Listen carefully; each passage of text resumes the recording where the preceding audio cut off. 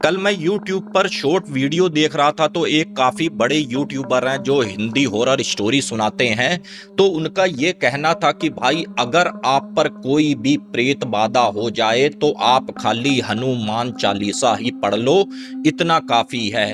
अब ये बात जब मैंने जिस तांत्रिक को जानता हूँ मानता हूँ उनसे पूछा क्या भाई ये पॉसिबल है कि आप हनुमान चालीसा खाली पढ़ लो हर बाधा से आप बच सकते हो, तो उन्होंने हंसते हुए जवाब ये दिया कि अजय भाई, अगर ये खाली हनुमान चालीसा पढ़ने से बोलने से प्रेत बाधा हट जाती तो उनसे ये पूछो कि लोग मेहंदीपुर बालाजी क्यों जाते हैं, लोग मेरे पास उतारे के लिए क्यों आते हैं। और काफी सारे केसों में तो ऐसा भी होते हुए दिखा है कि भाई जिस पर प्रेत बाधा अपना खेल दिखा रही है उसको तो सामने पड़ी हुई हनुमान जी की भाई मूर्ति ही नहीं दिखती।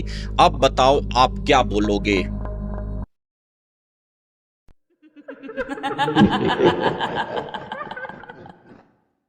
और आज का आर्टिकल सुनाने से पहले एक बात मैं आपसे ये कह लूं, अगर आपके यहाँ कोई भी मरता है लाजमी सी बात है आप उसके अंतिम संस्कार में भी जाते हो, शमशान घाट में भी आधा पौना घंटा खड़े रहते हो। और इस बीच में आपने काफ़ी लोगों को देखा होगा, कोई वहाँ पर खड़े होके सिगरेट भी पी रहा है, कोई वहाँ पर खड़े होके तंबाकू भी मल रहा है और उसके बाद वहाँ पर थूकना भी शुरू कर देते हैं। लेकिन आप ऐसी गलती मत करना, क्योंकि शमशान घाट में काफ़ी सारी शक्तियां ऐसी होती हैं जो वहां पर विचरण कर रही होती हैं, दाएं बाएं घूम रही होती हैं। हमारे आपके बस की बात नहीं कि हम उनको इन आंखों से देख लें जब तक उनकी मर्जी ना हो, लेकिन वो हमको साफ साफ देखती हैं। और कहीं ऐसा ना हो कि आपकी थूक उनके ऊपर पड़ गई तो उसके बाद फ्रेंड्स मैं आपको लिखित में देता हूं कि यहां से उतारे जल्दी नहीं होते। और आज का आर्टिकल हमारे पास आया है उत्तर प्रदेश का, एक जिला पड़ता है प्रतापगढ़। प्रतापगढ़ में रहने वाला एक छोटा सा परिवार, मनोज के पिताजी, मनोज की मम्मी, एक उनकी छोटी बहन, जो ये दोनों जने अभी अपनी पढ़ाई ही पूरी कर रहे थे और अच्छे से इनका यहाँ पर जीवन चल रहा था। और एक रात ये अपना खाना पीना खाकर सोए हैं, अभी मुश्किल से आधा घंटा हुआ होगा तो इनके गांव से फोन आता है कि भाई मनोज के दादाजी अब इस दुनिया में नहीं रहे। अब ये करते क्या हैं, अपनी कार निकालते हैं, सीधा गांव के लिए चले जाते हैं। और गांव भी लगभग आप ये लगा लो 20-25 किलोमीटर की दूरी पर था।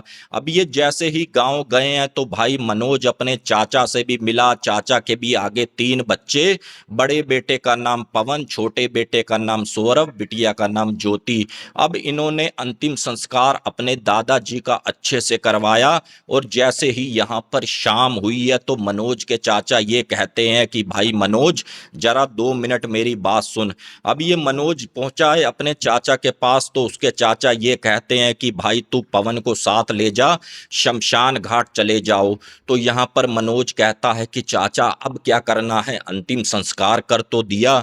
तो यहाँ पर उसके चाचा कहते हैं कि बेटा अंतिम संस्कार तो कर दिया, लेकिन जहाँ दादा को हमने अग्नि दी है वहाँ से एक हड्डी उठाना उनकी, शमशान घाट के किसी भी कोने पर तुम छुपा देना। जब हम वहां से फूल बटोरने के लिए जाएंगे तो तुम ये याद रखना कि हड्डी कहाँ छुपाई थी। यहाँ पर मनोज एक सवाल करता है कि चाचा ऐसा करने से होता क्या है, हड्डी छुपाकर हम कर ही क्या लेंगे। तो यहाँ पर उसके चाचा ये कहते हैं कि बेटा काफ़ी सारे तांत्रिक इसी ताक में रहते हैं कि ये लोग छोटी सी गलती करें उसके बाद हम उस आत्मा को कहीं ना कहीं अपने तंत्र विद्या से सिद्ध कर लें। और ये चलन काफ़ी पुराना है, सब लोग ऐसा करते हैं। और ज़्यादा सवाल जवाब मत करो, तुम दोनों जने चले जाओ। और मनोज कहता है चल भाई पवन निकाल अपनी बाइक, चलते हैं। और ये जैसे ही अभी गांव का एरिया पार कर रहे थे तो मनोज ये कहता है कि भाई पवन ऐसा कर, इस किराने की दुकान पे रोक, जरा 2 सिगरेट ले लूं। भाई शहर में तो पी लेते थे, गांव में तो पीने के बस की बात है नहीं। और ये सिगरेट लेते हैं, सीधा शमशान घाट पहुंच जाते हैं। और मनोज कहता है कि पवन जो तेरे पापा ने कहा है भाई एक हड्डी उठा और कहीं भी छुपा दे जब तक मैं यहाँ पर खड़े होके सिगरेट पी रहा हूँ। और मनोज ने जो कोना पकड़ा था ठीक उसके बराबर में एक पीपल का पेड़ था, इस तरीके से हाथ रखा है और सिगरेट पी रहा है। पवन ने भी इसको वार्निंग दी कि भाई शमशान घाट के अंदर ऐसे काम शोभा नहीं देते और इस समय तो समझ लो अंधेरा सिर पर है। यहाँ पर मनोज भी हंसा कि भाई ऐसी बातें मत कर, तेरे पापा तो चलो बड़े हैं, मैं कुछ नहीं बोला, तू भी भाई पढ़ाई लिखाई वाला बंदा ऐसी बातें बोल रहा है, कुछ नहीं होते भूत प्रेत आत्मा, और भाई तू जल्दी से हड्डी छुपा फिर यहाँ से चलें।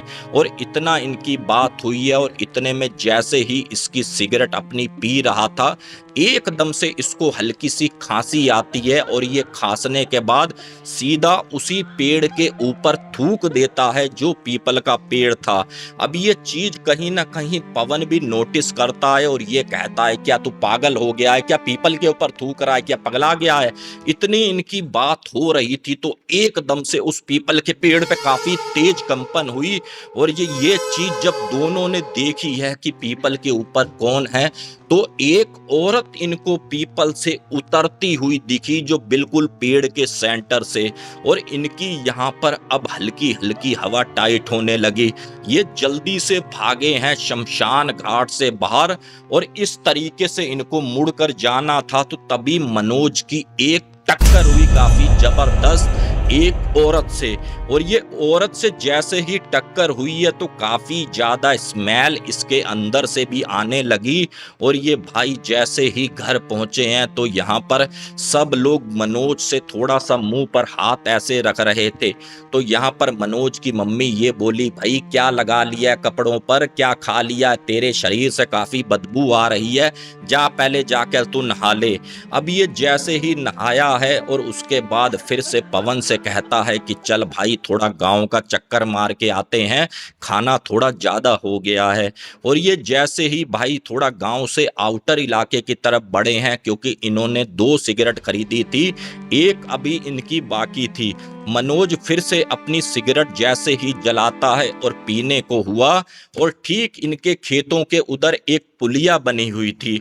अब मनोज को क्या दिखा कि भाई जिस औरत से टक्कर हुई थी ठीक सामने वही खड़ी हुई है। मनोज ने पवन से कहा कि भाई जरा नजर दौड़ा कर देखियो, ये वही औरत है ना जिससे मेरी शमशान घाट के बाहर टक्कर हुई थी, ये यहां तक आ गई। अब जब पवन ने देखा तो पवन ने ये कहा कि भाई तुम मेरी अब मजाक बना रहा है, वहां पर कोई भी नहीं खड़ा हुआ, भाई कैसी बात कर रहा है, चल भाई ऐसा है काफी देर हो गई है अब हम चलते हैं घर। और ये जैसे ही भाई साहब अपना घर पहुंचे हैं उसके बाद कोई भी इसके साथ ऐसी एक्टिविटी नहीं हुई। लगभग 13 दिन यहाँ पर इनके बीते, 15वें दिन 14वें दिन मनोज के पापा ये बोले कि भाई साहब अब ऐसा है हम चलते हैं, शहर में घर भी हमारा अकेला है। और ये पूरा परिवार अपना आ जाता है घर और अभी एक ही दिन बीता हुआ था और जैसे ही शाम को अपना डाइनिंग टेबल पर बैठे हैं खाना खाने को, और मनोज क्या कर रहा है, जो बराबर में खाली जगह पड़ी है कुर्सी पड़ी थी, आपको खाना आज अच्छा लगा कि नहीं लगा, अगर आपको पसंद आया तो ये खाना मैं रोज बनवाऊंगा। और ये इसके मनोज के मम्मी पापा अपना खाना छोड़कर देख रहे हैं कि भाई ये किससे बात कर रहा है। मनोज के पापा बोले भाई किससे बात कर रहा है, कौन बैठा है यहाँ पर। तो यहाँ पर मनोज कहता है कि ये आंटी से पूछ रहा हूँ, इनको आज खाना बहुत पसंद आया है। तो यहाँ पर मनोज के पापा बोले भाई कौन सी तेरी आंटी है, कोई भी नहीं यहाँ बैठा हुआ, क्या पागल पुगल हो गया है। अब इतना कहा है और इतने में क्या हो गया, ये अपनी उंगलियां इस तरीके से सामने को आई। तो यहाँ पर मनोज की सिस्टर बोली मम्मी देखना ये किस तरीके से लड़कियों की तरह नेल पेंट लगाए बैठा है, ये इसको हो क्या गया, लड़कियों वाली हरकतें कर रहा है। अब यहाँ पर मनोज के पापा बोले कि भाई ये नेल पेंट किस लिए लगा घूम रहा है, अब तू लड़कियों के काम करेगा। अब जब इतना बोला है तो यहाँ पर मनोज बोला कि पापा मेरे यार दोस्तों ने मजाक से मेरे को लगा दी, अब ठीक है मैं सोने जा रहा हूँ। और मनोज की मम्मी ये बोली कि ठीक है, जब सुबह नाश्ता करेगा उससे पहले इसको हटा लियो। ठीक है मम्मी, हटा लूंगा। और ये भाई साहब बढ़िया से अपना रात को सोए, कोई भी ऐसी एक्टिविटी नहीं हुई। जैसे ही सुबह नाश्ते के लिए आए हैं और इसके हाथों में नेल पेंट अभी भी लगी हुई है। और ये मनोज के पापा ने फिर से कही कि तेरे को रात को बोला था कि ये नेल पेंट हटा ले, तेरे से हटाई नहीं गई। तो यहाँ पर मनोज एकदम से उसके अंदर पता नहीं क्या हुआ, बोले पापा मुझे नेल पेंट बहुत अच्छी लगती है, इसकी खुशबू देखो, सूंघ कर देखो। उनके मुंह के आगे हाथ करे और इस तरीके से करे, फिर यहाँ पर अजीब सी हरकतें करनी शुरू कर गया। इसकी मम्मी बोली क्या पगला गया क्या, तू पागल हो गया क्या, कैसी हरकतें कर रहा, नेल पेंट की खुशबू अच्छी लगती है। अपनी गुड़िया को इन्होंने बोला कि जा जरा नेल रिमूवर लेके आ, जो वो लिक्विड सा होता है, अब इसकी भाई नेल पेंट छुड़ाते हैं। और वो कॉटन लेकर आई है कि चलो जी इसकी उंगलियों पे जो नेल पेंट लगी है छुड़ाएं। और उसकी बहन ने इस तरीके से हाथ खींचा है और एकदम से इसने अपनी बहन को धक्का दिया और इसकी बहन कम से कम भी 4 फुट दूरी पर जाकर गिरी। अब इतने में मनोज के पापा खड़े हो गए, बोले एक हाथ मार दूंगा तेरे को, क्या पागल हो गया क्या, अपनी छोटी बहन को तू धक्का दे रहा है। अब यहां पर मनोज ये कहता है कि मैंने कब धक्का दिया, वो तो अपने आप गिरी है। अब वो गुड़िया बोली पापा कोई बात नहीं। उसने भाई वो ही कॉटन एक साइड में रखी कि लाओ भैया मैं आपकी नेल पेंट साफ कर देती हूं। और उसने जैसे ही वो साइड रखी थी तो मनोज ने एकदम से वो कॉटन उठाई और अपने दांतों में चबाने लगा। यहां पर इसकी मम्मी बोली फेंक इसको, क्या मुंह में चबा रहा है, क्या खाने की कमी है, क्या पागल हो गया है। अब यहां पर मनोज के पापा थोड़ा थोड़ा समझ गए कि भाई ये मामला कुछ ना कुछ अलग चल रहा है, ये कुछ ना कुछ अलग सी एक्टिविटी हो रही है। और ये क्या करते हैं, फिर से बहाना मारकर झूठ बोलकर मनोज को ले जाते हैं अपने गांव में। और गांव के एक इनके ब्राह्मण थे जो मनोज की ही एज के थे, लेकिन काफी ज्यादा नजदीक थे बालाजी के और काफी भाई उतारे करना भी जानते थे। अब ये दोनों जने जाते हैं मनोज की मम्मी मनोज के पापा उसी ब्राह्मण के पास कि भाई तुम्हारे दोस्त की हालत ऐसी ऐसी हो गई है, हमको लगता है कोई उस पर प्रेत बाधा है, जरा एक बार चलकर देख लो। अब ये भाई जैसे ही उनके साथ आया है तो मनोज उसको देखकर भाई इस तरीके से करे, कभी मुंह ऐसे करे कभी ऐसे करे और ये कहे कि भाई चला जा, निकल जा यहाँ से, अरे तू घर से निकल जा, मुझे मुझे तकलीफ होती है तेरे से। अब अब ये इतना बोला है तो भाई वो ब्राह्मण इसके पास आया, बोले कि तू एक बात बोल दे मैं यहाँ से चला जाऊंगा। अब ये भाई फिर मनोज इसकी तरफ देखने को हुआ और वो ब्राह्मण ने कहा कि तू ऐसा कर जय श्री राम बोल दे, फिर उसके बाद मैं घर चला जाऊंगा। अब यहाँ पर मनोज की आवाज बदली कि तेरे अंदर हिम्मत है ना, और तेरी इतनी औकात है तो तू मुझसे जय श्री राम बुलवा के दिखा दे। तेरे बस की नहीं है, तेरे जैसे बड़े मैंने पंडित देखे हैं जो मेरे दाएं बाएं घूमते हैं। इतना कहा है और मनोज भाई इस तरीके से हाथ मारकर काफी तेज तेज यहाँ पर हंसना शुरू कर दिया। अब क्या हुआ भाई, मनोज को इन्होंने एक साइड बैठाला और पंडित जी ने क्या किया, पान सुपारी ठीक उसके सिर के ऊपर रखी, बाकी के लोगों ने उसको पकड़ रखा था और उसी पंडित जी ने कम से कम 5-10 मिनट कोई मंत्र जाप किया है। तो मनोज इनको यहाँ पर बिल्कुल नॉर्मल होता हुआ दिखा और वो पंडित जी ये बोले कि हाँ भाई अब ये बच्चा सही है। अब यहाँ पर 2 दिन 3 दिन बीत गए, मनोज बिल्कुल नॉर्मल लगे और मनोज ने एक दिन ये कहा कि पापा ऐसा है कॉलेज में आज मेरा ये टेस्ट है, एग्जाम है, मेरा जाना बड़ा जरूरी है। तो मनोज के पिताजी कहते हैं चल बेटा ध्यान से जाना, अभी हम गांव में 1 से 2 दिन और रुकेंगे। और ये इनका पूरा परिवार गांव में है। मनोज भाई अपना कॉलेज गया, जैसे ही ठीक शाम 3:30-4 बजे हैं तो इनके पिताजी के एक फोन आता है कि आपका लड़का इस हॉस्पिटल में एडमिट है। और ये भाई ट्रेन के आगे कूदने की इसने कोशिश करी है।